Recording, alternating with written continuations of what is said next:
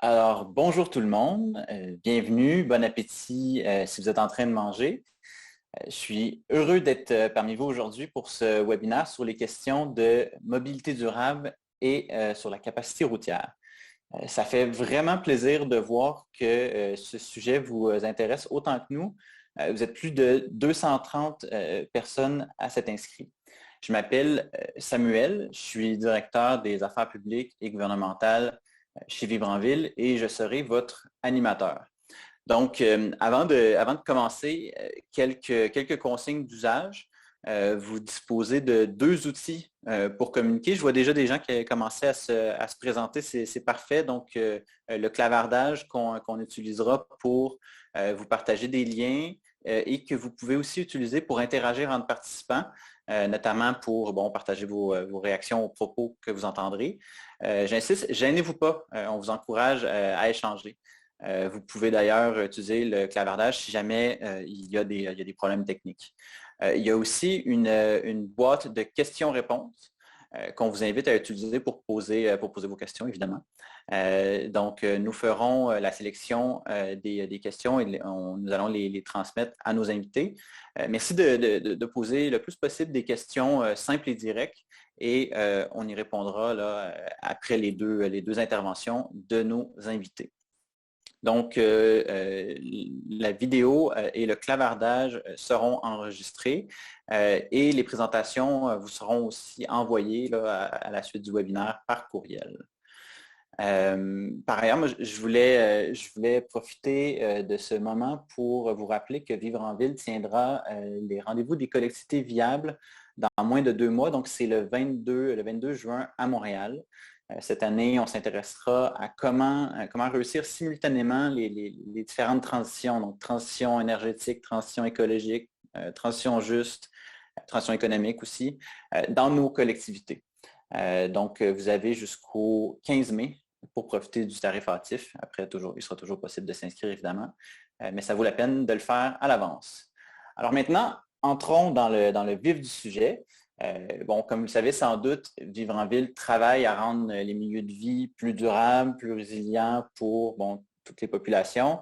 Et en raison de son impact sur notre territoire, sur notre environnement, sur les émissions de gaz à effet de serre, la mobilité des personnes est évidemment au cœur de nos préoccupations. Et qui dit changer la mobilité, dit changer la façon dont on pense nos infrastructures et évidemment, repenser la place à l'automobile dans l'espace public. Cette idée-là de repenser la place de l'automobile, il ne faut pas se le cacher, ça fait souvent peur. C'est pas compliqué. Chaque projet de mobilité durable qui entraîne une modification des voies de circulation, il génère des débats assez intenses. Qu'il s'agisse d'implanter une piste cyclable ou de mettre en place un tramway, des voies réservées, la crainte est un peu toujours la même finalement. Là. La perturbation annoncée de la circulation va générer une congestion monstre. On craint que ce soit l'apocalypse. Sauf que non, l'apocalypse, ça n'arrive généralement pas. En fait, de la même façon que la création de nouvelles infrastructures routières génère des déplacements supplémentaires par l'effet de la demande induite, un phénomène dont on discute passablement dans l'espace public. On observe aussi que la réduction de la capacité routière vient généralement avec une diminution des déplacements, que la circulation s'évapore donc. Pour mieux comprendre ce phénomène et surtout pour tirer des leçons de différentes expériences empiriques là, sur le terrain, des observations réelles. Nous avons aujourd'hui la chance d'être accompagnés par deux experts français, donc M. Frédéric Errand, qui est enseignant et chercheur à l'Université de Lille, Mme Sabine Carrette, qui est ingénieure au syndicat des mobilités de Touraine. J'en profite pour vous remercier chaleureusement d'avoir accepté notre invitation d'être avec nous aujourd'hui. C'est très apprécié. Donc, rapidement, une présentation de M. Errand qui sera notre premier présentateur. Donc, Frédéric Errand est économiste des transports et urbaniste à l'Université de Lille. Ses recherches portent sur la ville durable et la mobilité. Il est au bon endroit aujourd'hui. Il a publié des ouvrages qui portent notamment sur les nuisances des transports, sur les coupures urbaines et sur le vélo comme moyen de déplacement. Il prépare également un livre sur la transition vers l'écomobilité. Observateur aguerri des enjeux de déplacement urbain, vous l'avez peut-être lu dans The Conversation l'an passé avec un article intitulé Pourquoi supprimer des autoroutes peut réduire les embouteillages. En tout cas, moi, j'ai vu passer cet article-là, ce texte-là, à plusieurs reprises dans mon fil Twitter, puis je me faisais hier soir la réflexion que j'espère que le nouveau propriétaire de Twitter, Elon Musk, va lire le texte de M. Errand. Bref, je vais laisser mon collègue Pierre-Yves partager la présentation de M. Errand et je vous passe la parole, M. Errand. Bien, bonsoir à tous. Merci de m'accueillir dans votre webinaire. Je vais vous présenter effectivement ce concept, cette expression bizarre qu'est l'évaporation du trafic. On va essayer de comprendre d'où vient cette expression, comment on peut expliquer ce phénomène et quelles sont les conséquences pratiques pour les politiques de mobilité et en particulier à Québec. Alors la question de départ, diapo suivante, concerne finalement ces expressions, mais pas que celles d'évaporation de trafic, mais aussi d'aspirateur à voiture, car les deux phénomènes appelés trafic déduit et trafic induit par les spécialistes sont en fait des phénomènes parfaitement symétriques que nous allons essayer d'expliquer. Alors, c'est vrai que les expressions paraissent peu sérieuses. Qu'est-ce que c'est que cette histoire d'évaporation, d'aspirateur? Bon, tout ça n'a pas l'air très sérieux, mais en fait, on ne peut plus bien documenté, et ce sont en fait non pas des théories, comme les opposants aiment bien le dire, mais des constats. C'est-à-dire qu'on constate qu'il y a évaporation du trafic dans certaines circonstances, quand on réduit en fait la capacité des voiries, ou bien aspiration à plus de voitures quand on augmente au contraire les capacités routières. Alors d'où vient l'expression? Diapo suivante.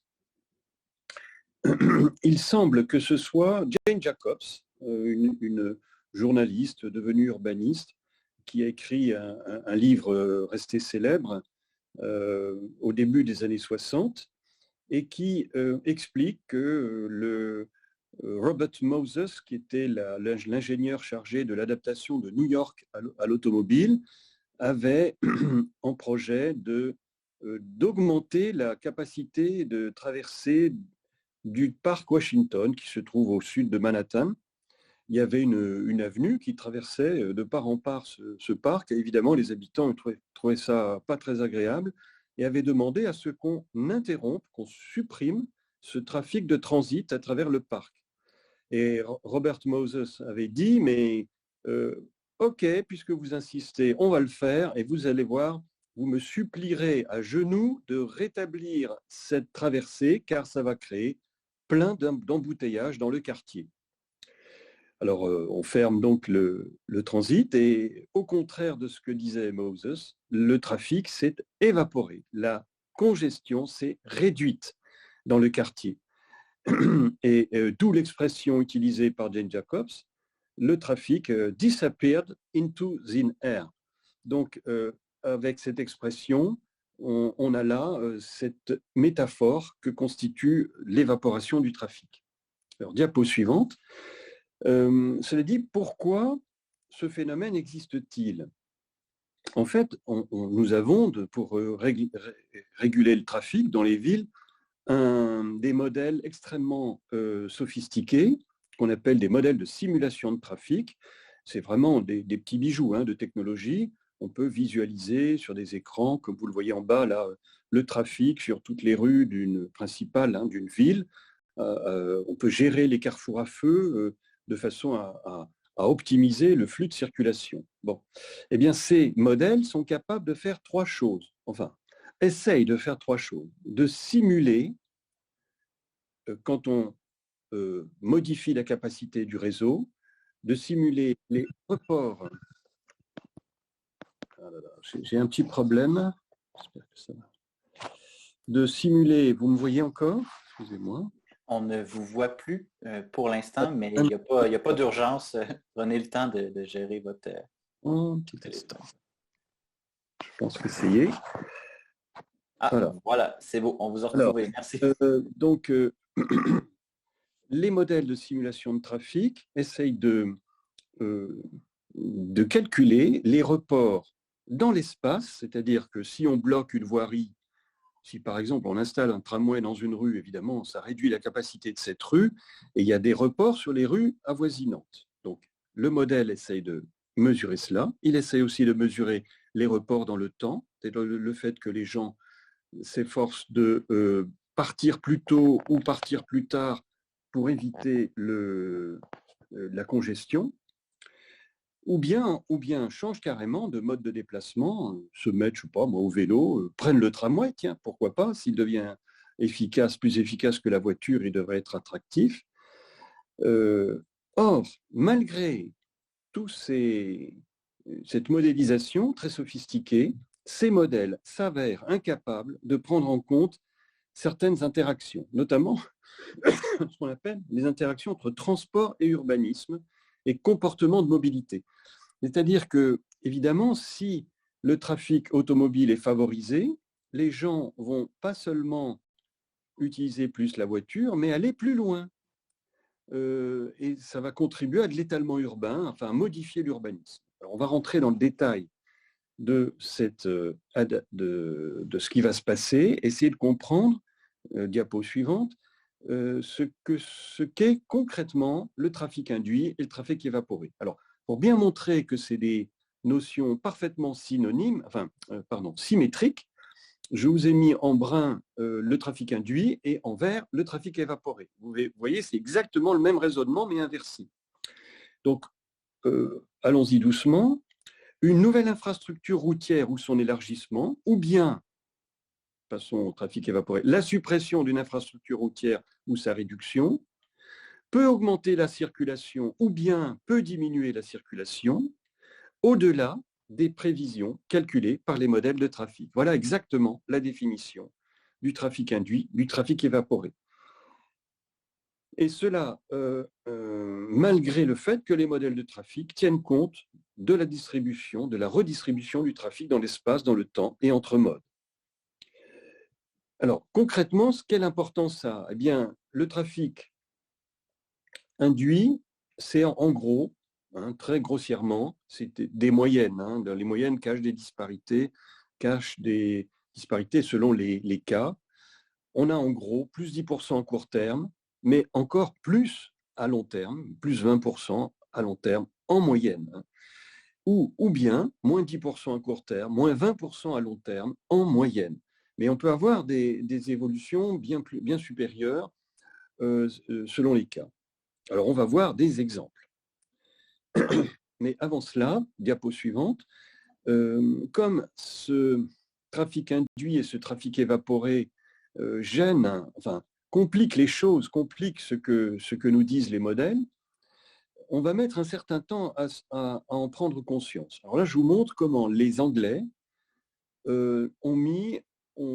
pendant toutes les années 90, ont finalement admis l'existence des deux phénomènes. En 1993, il y a une commission au Royaume-Uni qui s'est réunie à la demande du ministre des Transports pour vérifier l'existence du trafic induit. Et cette commission a collecté des dizaines et des dizaines de cas de trafic induit dans le monde. Je crois de mémoire plus d'une centaine. Et on produit un document démontrant que le phénomène existe. Vous voyez, donc, encore une fois, c'est un constat. On le constate très régulièrement. Chaque fois qu'on augmente la capacité routière, il y a du trafic induit. En 1996, la conférence européenne des ministres des Transports, très intéressée par les travaux britanniques, cette conférence a décidé de demander à des experts de plusieurs pays européens de dire ce qu'ils en pensaient, et eux, ils ont tout à fait confirmé l'existence de ce trafic induit. Et évidemment, très vite, on s'est dit, mais si le trafic induit existe, son contraire, le trafic évaporé, existe aussi. Et on l'a démontré en 1998 par des travaux qui, là encore, ont collecté des dizaines et des dizaines de cas à travers le monde. Et donc, je vais d'abord expliquer ensuite, dans le diapo suivante, l'explication on va voir l'explication de l'existence de ces deux phénomènes et puis on les illustrera enfin. Alors, le trafic induit existe. Pourquoi? Parce que certains automobilistes profitent de la nouvelle infrastructure pour se déplacer plus souvent et plus loin. Et ça, à très court terme, à plus long terme, ils décident carrément de localiser autrement leur emploi ou leur logement, plus loin.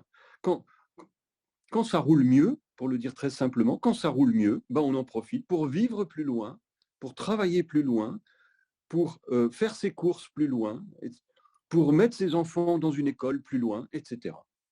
Et à l'inverse, quand ça coince, quand le trafic est réduit, alors les gens sont contraints, par la restriction des infrastructures, à se déplacer finalement moins souvent, moins loin, et à s'organiser autrement.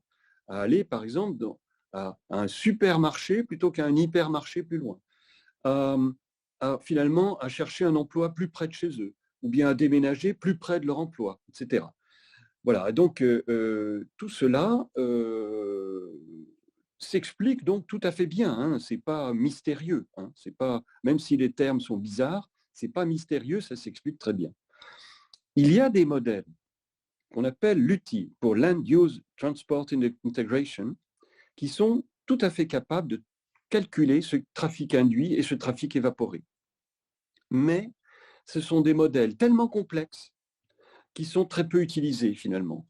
Parce qu'il faut comprendre que dans ces modèles, il faut des milliers et même des dizaines de milliers de données pour alimenter ces modèles en permanence et les rendre efficaces.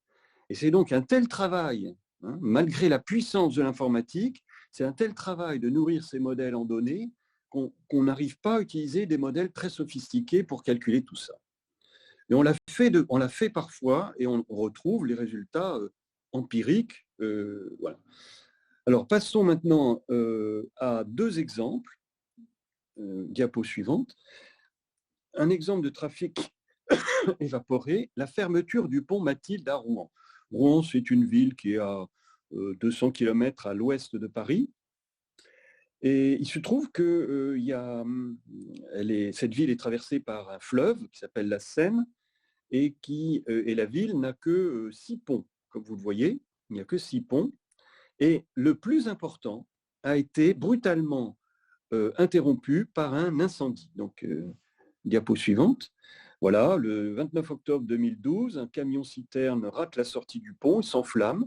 La structure du pont autoroutier est fortement endommagée et du jour au lendemain, on doit fermer le pont. Vous avez carrément 92 500 véhicules par jour qui ne peuvent plus traverser la Seine. Donc, c'est un cas d'école extraordinaire parce que personne n'a été prévenu, puis du jour au lendemain, paf, tout s'arrête, quoi. Là, il va falloir trouver des solutions. Et donc, tout le monde est extrêmement inquiet. Tout le monde se dit, Rouen va être totalement bloqué, ça va être l'horreur absolue, etc. Or, ce n'est pas ce qui s'est passé. Donc, on a mis tout en œuvre pour calculer ces reports de trafic. Et on a fait des enquêtes très, très fouillées, hein. Donc, j'ai un problème de sonnerie, là. Attendez, je pense. Bon, je suis obligé de... Il y a eu un petit problème de sonnerie, vous l'entendez peut-être, mais je suis interrompu régulièrement par un problème que je n'ai pas maîtrisé là avant de commencer. Bon, donc reprenons. Le bilan des traversées de Seine a été fait très très sérieusement par toute une série d'enquêtes et vous voyez le résultat. En fait, 13 400 déplacements, soit 12% exactement des déplacements qu'il y avait auparavant, n'ont pas été retrouvés. On n'arrive pas à savoir où ils sont passés. Donc tout se passe comme si c'était évaporé. Alors évidemment, les gens ne sont pas partis dans les nuages, hein, c'est clair, mais en fait, ils ont renoncé à toute une série de déplacements. Ils se sont déplacés, ils ont organisé leurs déplacements autrement. Ils ont évité de traverser la Seine à la moindre occasion, quoi. Voilà. Et ben, ça suffit, vous voyez, pour éviter la congestion complète de la ville. Alors, on va voir maintenant un deuxième exemple, et j'en aurai terminé. Diapo suivante, voilà. La fermeture du tunnel de la Croix-Rousse à Lyon. Lyon, c'est la deuxième ville de France, et je crois 1 500 000 habitants à peu près, l'agglo. Et il y a un tunnel qui passe sous une colline. Vous voyez deux petites croix là au milieu et des petits points. Voilà, c'est ça la fermeture du tunnel. Et il a fallu fermer le tunnel pour le mettre aux normes anti-incendie. Et donc là, on était prévenu. Hein, on savait que ça allait être compliqué si ce tunnel était fermé. Et alors, donc, je vais juste vous présenter les réactions de la presse. Diapo suivante. La veille, dans toute la presse se fait l'écho de la catastrophe que ça va être, de la fermeture de ce tunnel. Gare aux bouchons, fermeture du tunnel, bouchons en vue, la ville s'organise pour éviter les bouchons. Donc, le calme avant la tempête, enfin, vous voyez, les titres sont très alarmistes. Diapo suivante. On est là le lendemain de la fermeture et tunnel de la Croix-Rousse fermé, des perturbations limitées pour l'heure. Enfin, pour l'heure, c'est-à-dire on se dit, ouais, bon, d'accord, ok, ça va pour l'instant, mais ça va empirer, forcément. Hein. Tunnel de la Croix-Rousse fermé, les automobilistes ont mieux roulé que prévu, oui, donc ce n'est pas la catastrophe annoncée. Circulation assez fluide, nous dit-on encore. Voilà. Et puis, diapo suivante, là, on est 1 mois plus tard à peu près. Tunnel de la Croix-Rouge fermé depuis 1 mois, ce n'est pas la catastrophe. Les nouvelles habitudes, le trafic est dense un peu partout, mais enfin, ça roule, quoi. Ça roule toujours sous le tunnel, oui, voilà, bon, Rousse, on a passé le plus dur, enfin voilà. Les titres sont très clairs, ça n'a pas été la catastrophe annoncée. Donc il reste à comprendre les conséquences de tout cela. Dernier slide.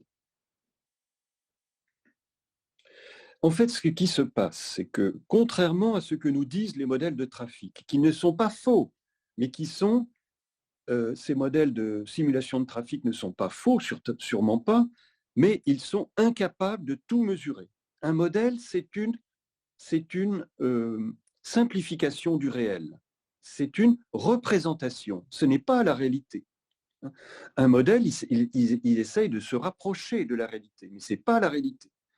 Donc, les modèles ne sont pas faux, mais ils sont incapables de prendre en compte le phénomène d'évaporation du trafic. Voilà.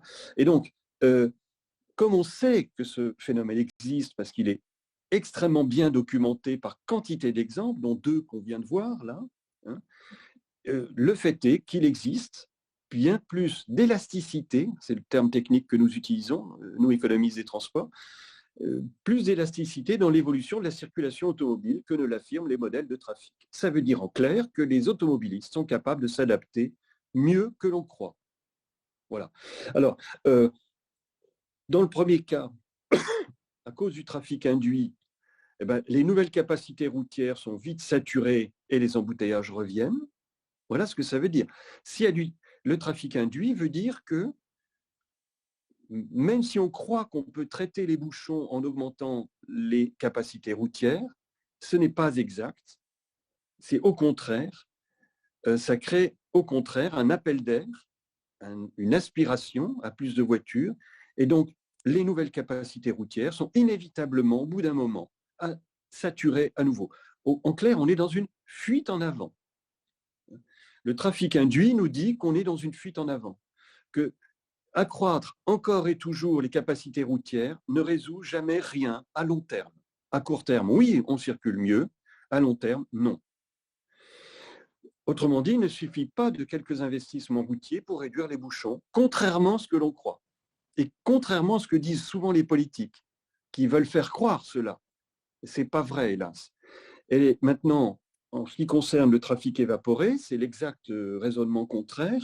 Hein. La réduction des capacités routières ne provoque pas la congestion, une congestion durable, des embouteillages durables. Hein, car les automobilistes s'adaptent. Donc, en clair, avec la mise en place du tramway à Québec, ça va coincer un peu quand les travaux vont commencer, quand le tramway sera mis en service, ça va coincer un peu pour les automobilistes. Mais ce ne sera pas la catastrophe. Les automobilistes s'adapteront.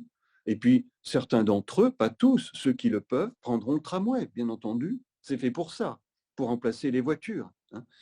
Voilà, donc autrement dit, ce qui compte, c'est d'ajuster le rythme d'apaisement du trafic aux capacités d'adaptation progressive des usagers.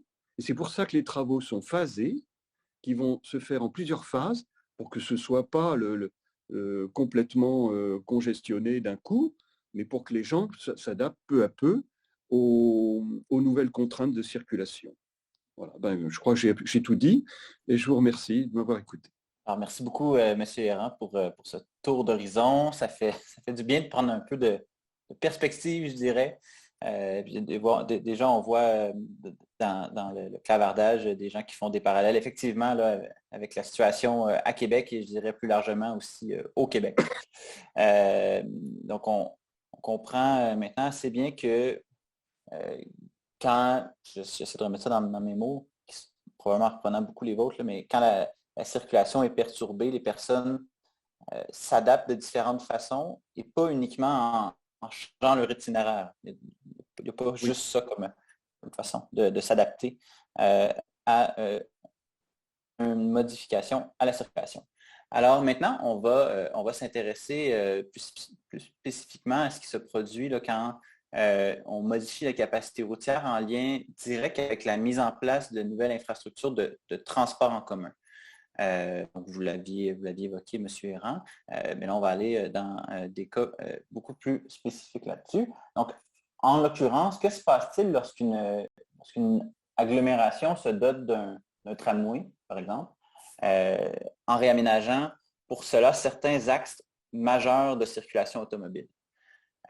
Donc, nous allons nous déplacer virtuellement à Tours, une ville qui est située le long de la Loire, à 200 km au sud-ouest de Paris, et dont l'agglomération englobe environ 300 000 habitants.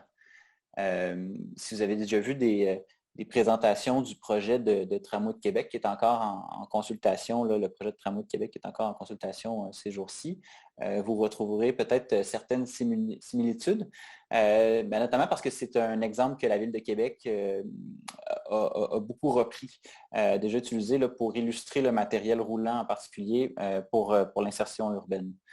Donc, pour nous parler de l'effet de la mise en place du tramway dans cette ville, nous recevons Sabine Carrette, qui, comme je le disais tout à l'heure, est ingénieure au syndicat des mobilités de Touraine, qui est l'autorité organisatrice de la mobilité de la métropole de Tours. Responsable de l'Observatoire des mobilités et de la modélisation, ses missions tournent essentiellement autour de l'analyse des données quantitatives liées aux mobilités. C'est notamment elle qui a mené en 2019 la réalisation d'une enquête mobilité certifiée CEREMA, réalisée à l'échelle du département. Sabine Carrette s'apprête d'ailleurs à publier un article qui portera justement sur l'impact de la première ligne de tramway à Tours sur l'usage de la voiture dans la revue indépendante Transport urbain. Alors, Madame Carrette, je vous invite à partager votre écran et à prendre la parole. Alors, merci de m'avoir invité. Donc, effectivement, je travaille à Tours au syndicat des mobilités de Touraine et je vais vous parler rapidement aujourd'hui de l'impact de la première ligne de tram à Tours sur l'usage de la voiture.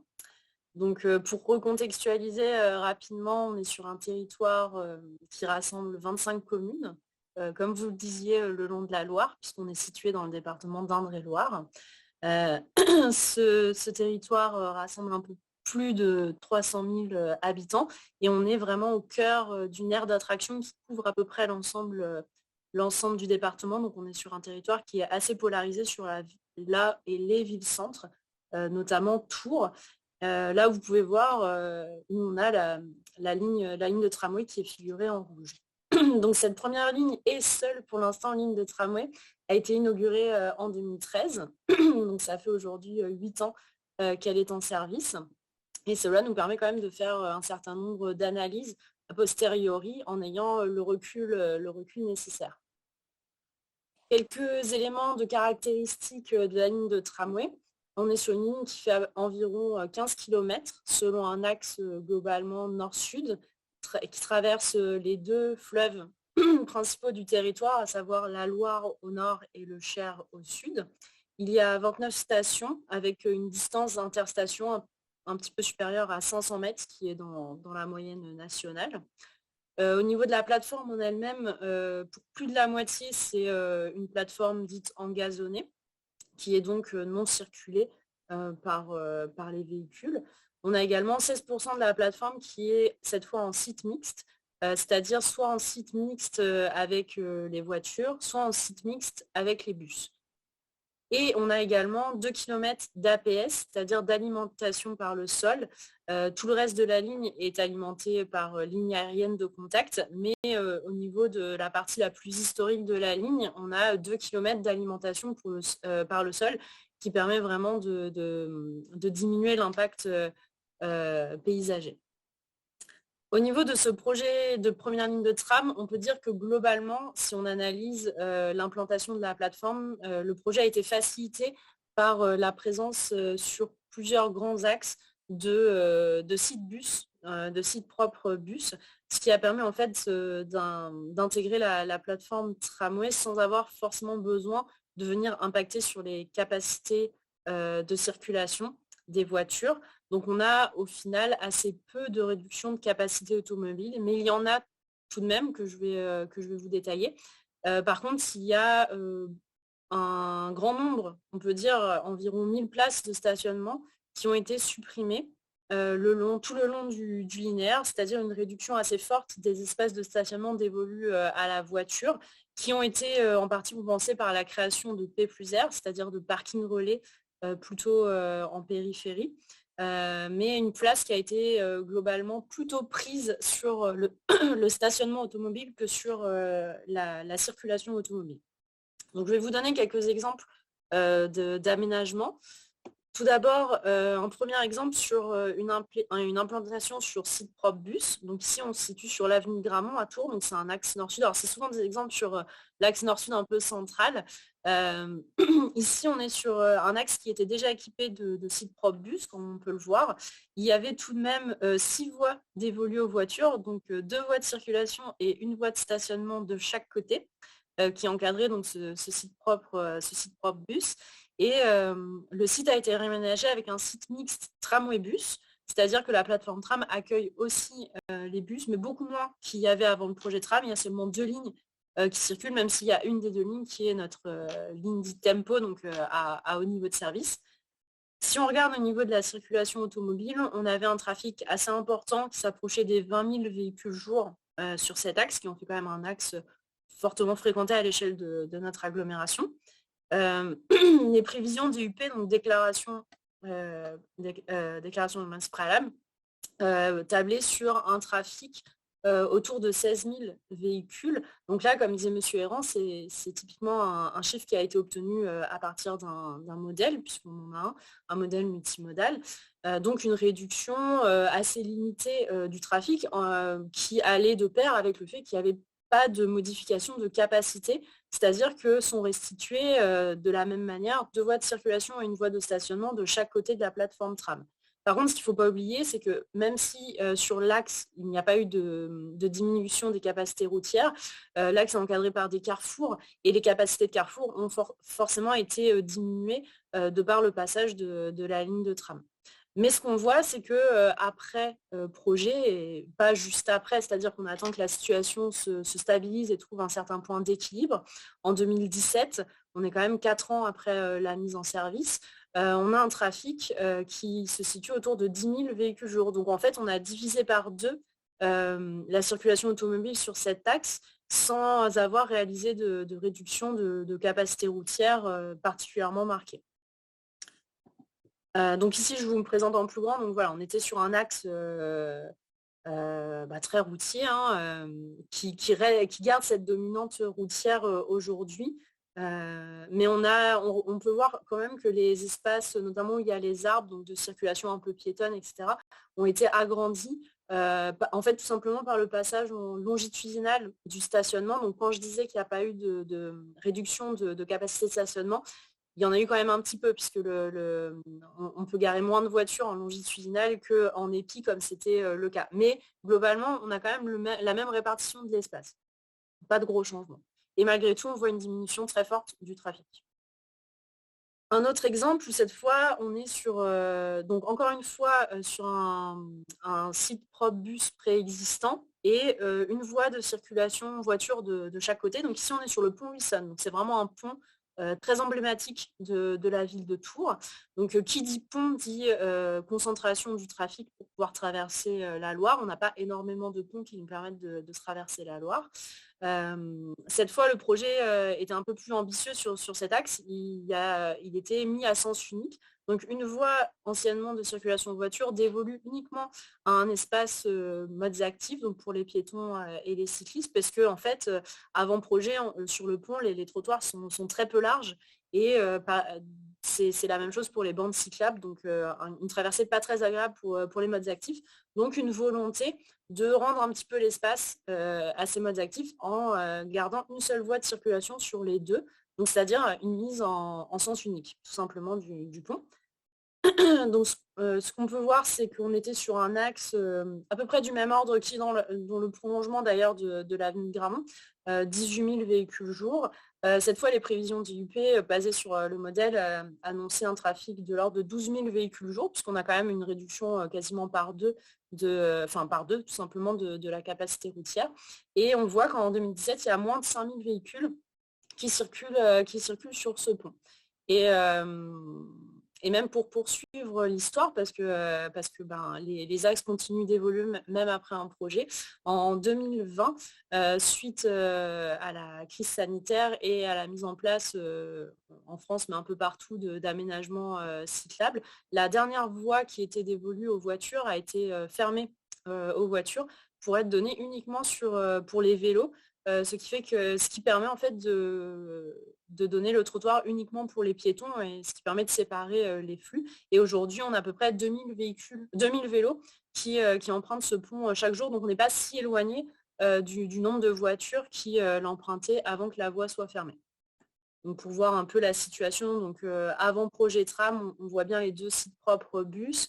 Il n'y a bien qu'une seule voie de circulation dans chaque sens, mais qui se divise en deux à l'approche du carrefour. Et après projet, il n'y a plus qu'une voie de circulation. L'autre a été transformée en espace piétonnier.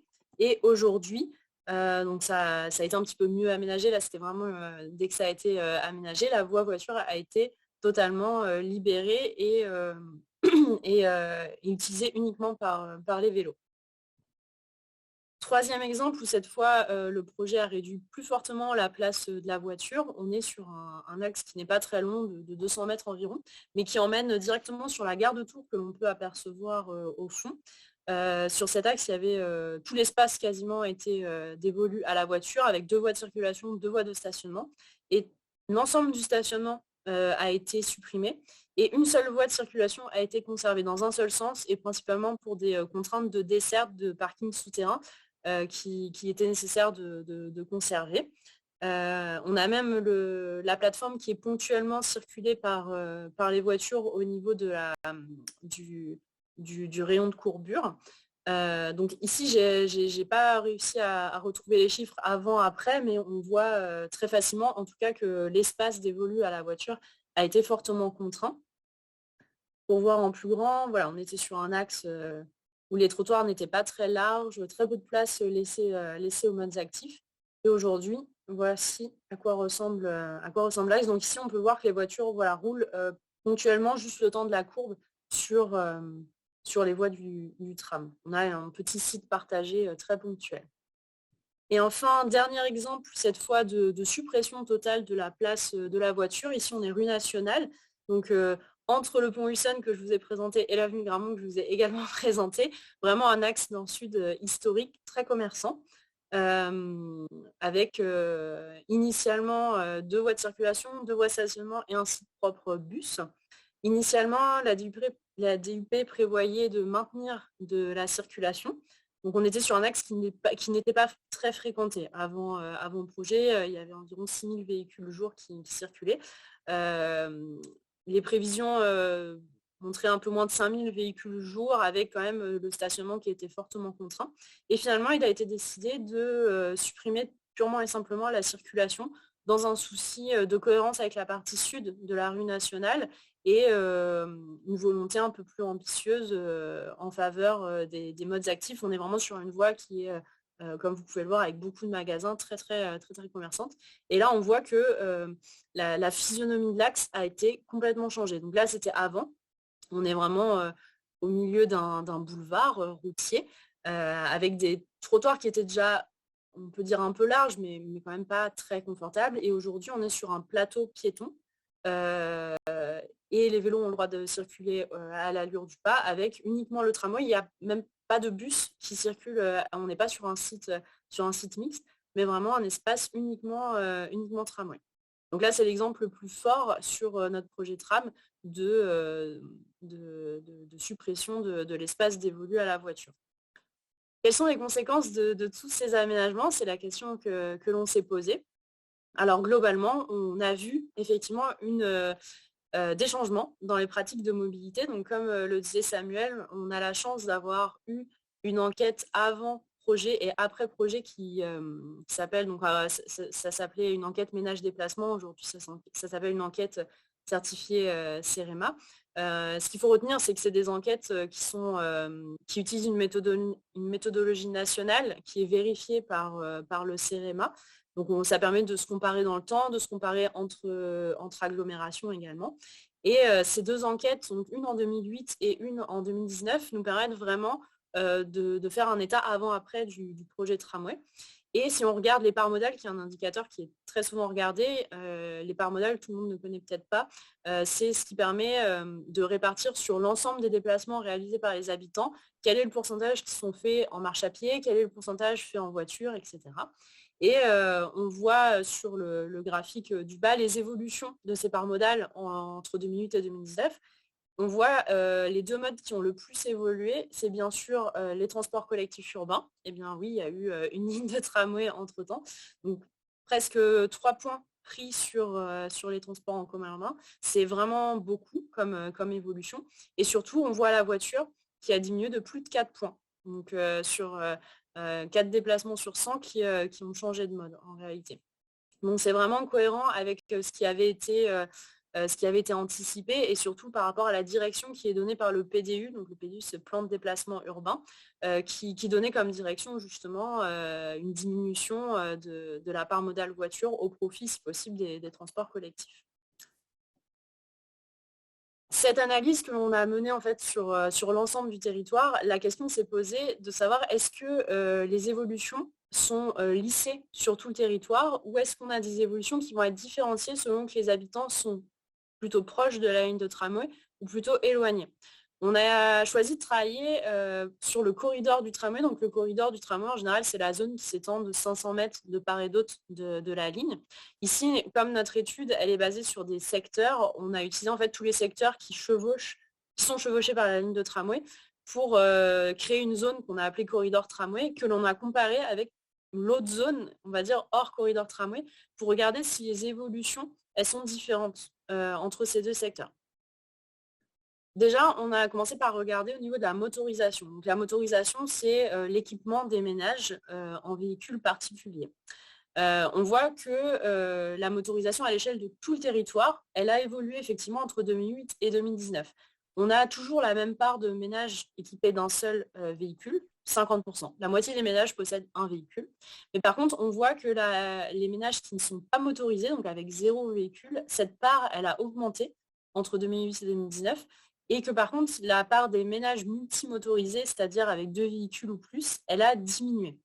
Donc, on voit bien que sur notre territoire, on a eu une démotorisation globale des ménages. Maintenant, qu'en est-il si on regarde plus particulièrement au niveau du corridor du tramway? Donc ici, les graphiques reprennent corridor 2008, hors corridor, et pareil pour 2019, et on va regarder directement le graphique qui synthétise les évolutions. En gris, c'est notre évolution sur le territoire. Donc effectivement, on voit bien que la part des ménages non motorisés, elle a augmenté. Mais on voit qu'elle a augmenté de plus de 3 points, pratiquement 4 points pour les ménages qui habitent dans le corridor du tramway, alors qu'elle n'a augmenté que de 2 points pour les habitants qui habitent en dehors de ce corridor.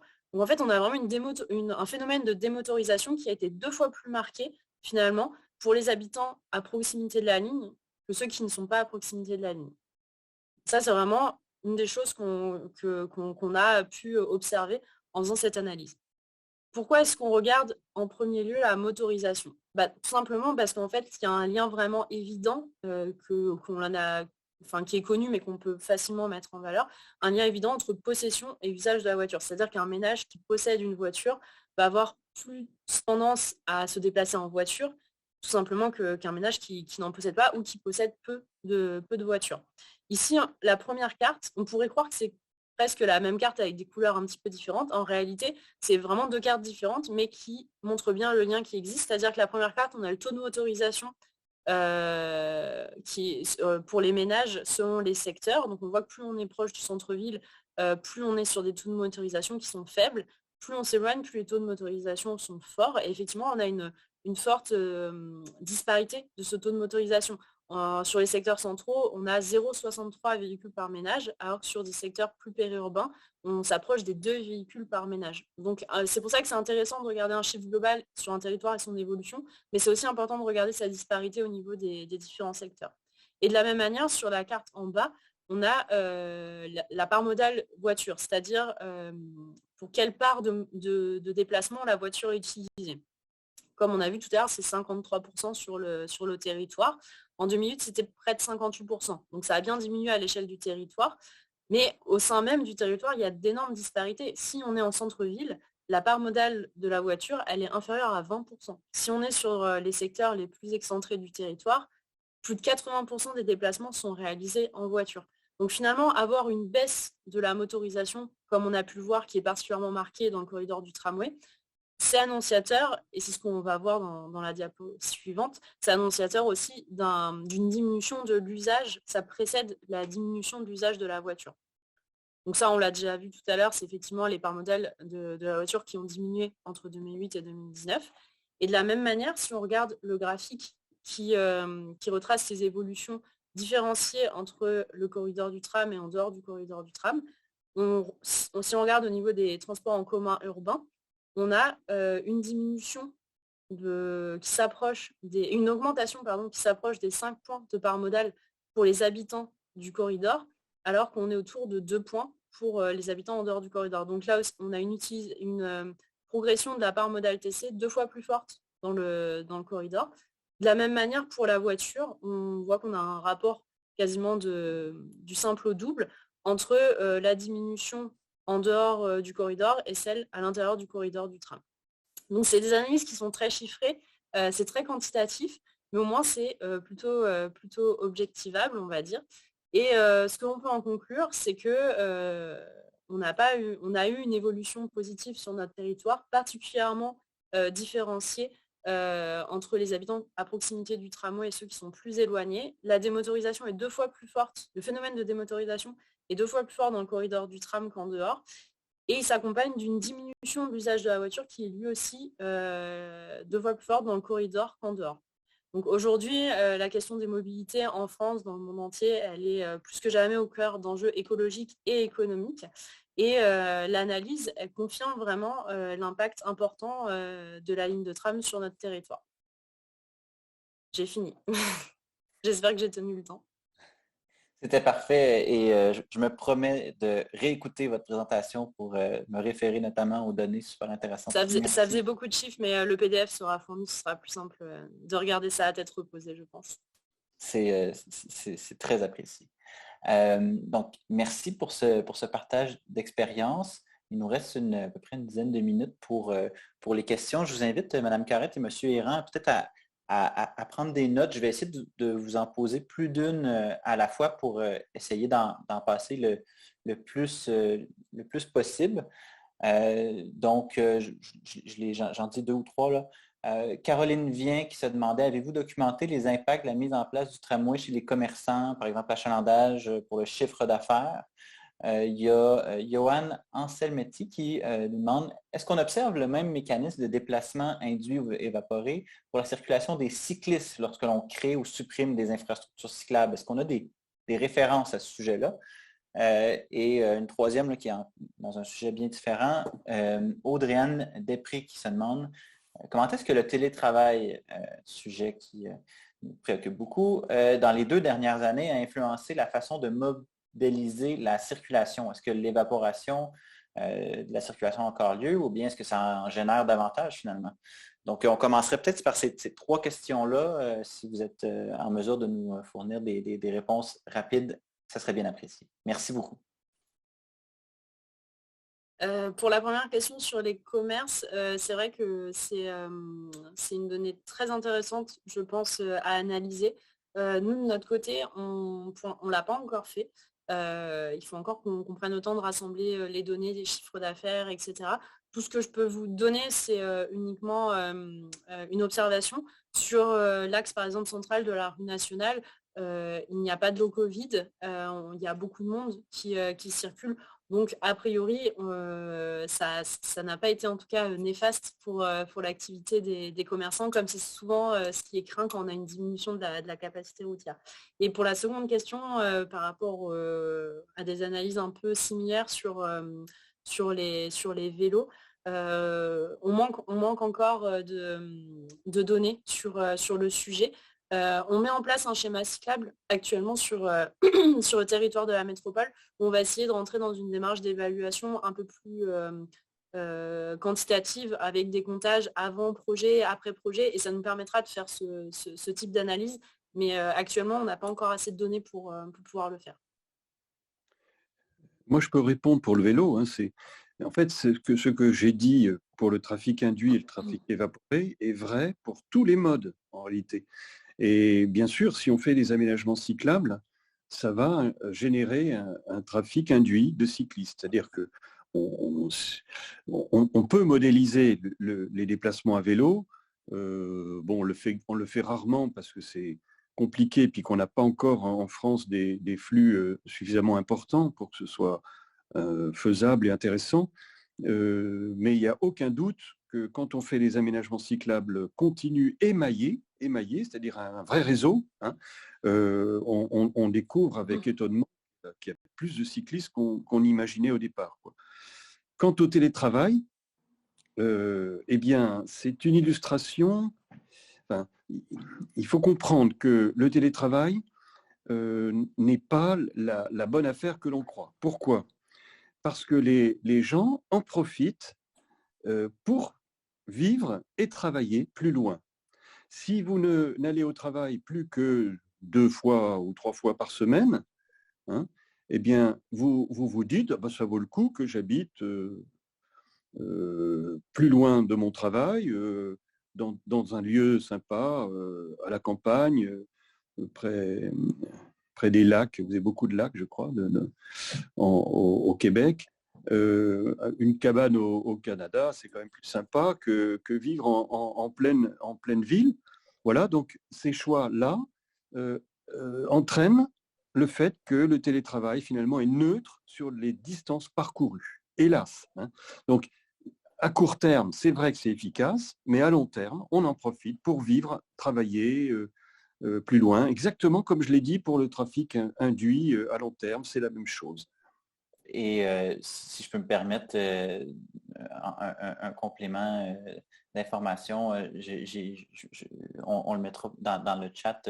Je sais qu'à New York, ils ont bien documenté les effets de mesures d'atténuation de la circulation, notamment sur les commerçants, et qu'il était globalement positif. Il y avait des nuances à apporter, mais ils avaient développé une méthodologie qui était particulièrement intéressante. Je ne sais pas si vous utilisez ce concept-là en France.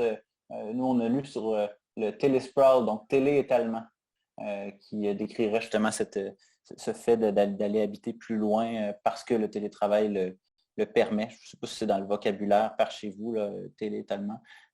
J'ai jamais vu ça, mais en tout cas, ce que je raconte là, il y a un travail anglais très fouillé qui est paru en 2020, donc vraiment récent, base sur la base de données très fouillées et qui montre que le télétravail, malheureusement, n'est pas une bonne chose pour l'environnement. C'est pas mauvais non plus, mais c'est neutre, malheureusement.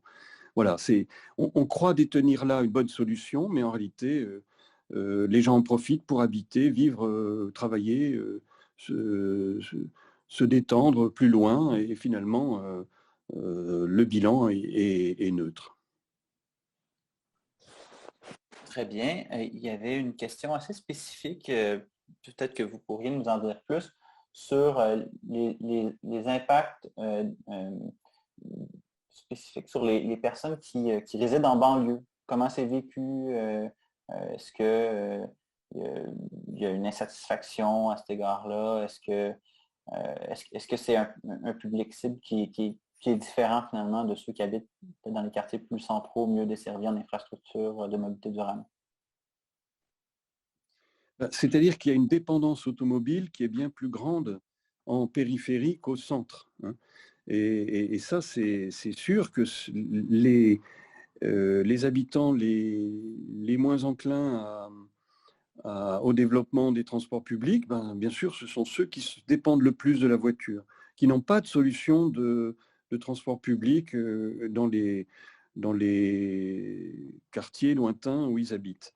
Et c'est pour cela qu'il y a des solutions qui ne sont pas forcément extraordinaires, mais qui ont quand même un certain succès, et peut-être que Tour on pourra préciser, c'est les fameux parcs relais. Hein. Les parcs relais, ce sont des parkings qui permettent aux gens qui habitent loin de la ville de pouvoir stationner leur voiture à l'entrée de la ville pour ensuite prendre des transports publics, avec des tarifs adaptés, etc. Je laisse pour Madame répondre plus précisément. Effectivement, on a 7 parkings volés sur le territoire. À la différence de, par exemple, j'ai travaillé à Nantes Métropole et les parkings volés sont très bien utilisés, voire saturés très tôt le matin. Chez nous, ce n'est pas vraiment le cas, tout simplement parce qu'en fait, on a assez peu de congestion routière sur le territoire. Donc, il n'y a pas un très grand intérêt, on va dire, même quand on le modélise, c'est ce qu'on retrouve. C'est-à-dire qu'en termes de temps de parcours, les gens restent gagnants, entre guillemets, à rester dans leur voiture qu'à garer. Donc, on a tout de même une utilisation des parkings volés, mais ils ne sont pas encore saturés sur notre territoire. Mais on a vu, effectivement, en termes de chiffres, que les différences sont importantes entre les ménages qui habitent en centre-ville et donc le long de la ligne de tramway et ceux qui évoluent à l'extérieur, mais tout de même, que ce soit pour les premiers ou pour les seconds, les pratiques de mobilité changent tout de même. C'est-à-dire qu'on n'a pas non plus démontré qu'il n'y a une démotorisation que pour les habitants le long de la ligne de tramway ou une diminution de l'usage de la voiture uniquement pour les habitants à proximité du tramway. On a quand même un effet qui se diffuse sur l'ensemble du territoire, mais qui est forcément plus marqué à proximité de la ligne, ce qui est assez logique. Oui, très juste. Je vous remercie tous les deux. Si vous me permettez une petite délinquance, il y a 2 dernières questions. Je pense que les gens aimeraient bien avoir des réponses. Donc, la première, quel était le pouls de la population et des médias dans la phase du projet du tramway? Donc, je pense que ça, c'est beaucoup adressé à Mme Carrette. Comment ça se passait du côté de la population des médias? Quelle était l'acceptabilité sociale du projet, notamment face à la diminution des places de stationnement ou la réduction sur certaines rues. Et la dernière question concerne les données qui étaient évoquées par M. Errand au début de la présentation, qui avait quand même une assez forte variabilité. Donc, est-ce qu'il y a des facteurs de succès qui ont été identifiés pour assurer, disons, ce qu'on pourrait appeler une bonne évaporation ou réduction du trafic véhiculaire? Donc, 2 questions pour bien terminer? Pour commencer sur la première question, alors en utilisant les pincettes de rigueur, parce que moi j'étais pas là à l'époque du projet de la première ligne de tramway. Ce que j'ai pu voir a posteriori, c'est au niveau de la concertation. Il y avait un engouement qui était assez fort de la population pour une première ligne de tramway. Il faut savoir qu'en France, on est une des agglomérations qui s'est dotée le plus tard d'une première ligne de tramway. Donc l'attente était très forte d'avoir cette première ligne de tramway. Par contre, c'est évident que les réductions de capacité routière et notamment de stationnement se sont forcément accompagnées d'inquiétudes qui ont été plus ou moins exprimées lors de la concertation. Mais aujourd'hui, les axes tels qu'ils existent, ceux que je vous ai montrés de la rue nationale, je pense qu'il serait vraiment assez inimaginable de remettre par exemple de la circulation routière. Mais c'est aussi pour ça que je vous ai mis l'exemple du pont Wilson avec la dernière voie de circulation qui a été dévolue au vélo. Ça fait bientôt 2 ans maintenant que cette décision a été prise et on reste sur quelque chose qui est encore très très discuté alors qu'on voit qu'il ne restait pas énormément de véhicules qui circulaient sur ce pont. Malgré tout, ça a soulevé énormément d'inquiétudes, notamment comme vous disiez des personnes en périphérie pour l'accès au centre-ville et c'est quelque chose qui continue d'exister aujourd'hui. Donc même avec ces bons retours d'aménagement de la première ligne, on rencontre toujours les mêmes inquiétudes quand il s'agit de diminuer la place de la voiture en ville. L'exemple du pont Wilson avait suscité la curiosité d'une des intervenantes dans le chat là, qui se demandait si ça avait été documenté, s'il y avait des références. Si on en a, on pourra peut-être les transmettre. Là. On pourra peut-être a posteriori.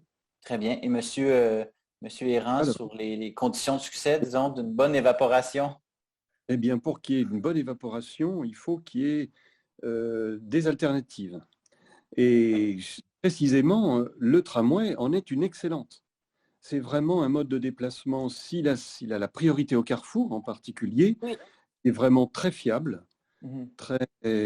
assez rapide, relativement rapide, et qui constitue une alternative tout à fait intéressante et sympathique. Franchement, un tramway, vous savez, c'est un trottoir roulant. C'est le spectacle de la ville, comme ça, qui défile devant vous. C'est magique. Vous verrez, si les Québécois, là, ceux qui m'entendent, quand vous l'aurez, vous verrez que toutes vos appréhensions, pas toutes, mais disons une bonne partie de vos appréhensions tomberont et vous vous direz, ah oui, mais pourquoi on ne l'a pas eu plus tôt, quoi. Enfin, en tout cas, il y a des villes, plein de villes en France où le tramway a été une révolution, quoi, a permis de renaître. On retrouve de l'urbanité, du plaisir de se déplacer, sans chercher la vitesse. Hein. Ce qui compte, c'est pas d'aller à toute vitesse, mais d'avoir le plaisir de profiter pleinement des espaces publics rénovés et du plaisir d'être ensemble, quoi. Voilà. Trottoir roulant, vous avez le sens de la formule, monsieur Errand. C'est pas la première bonne formule. Bon, je la place. On la retient en tout cas. Je vous remercie, M. Errand, Mme Carrette, pour votre participation ce midi. Je sens l'enthousiasme qui est contagieux dans le clavardage. Merci aussi là, aux collègues qui ont été au support technique pour l'organisation de cette rencontre-là. Les merci se multiplient dans le clavardage. Donc, je vous souhaite une bonne fin de journée et je vous dis à la prochaine. Eh bien, à bientôt, dans quelques années, avec le tram. Voilà. Merci.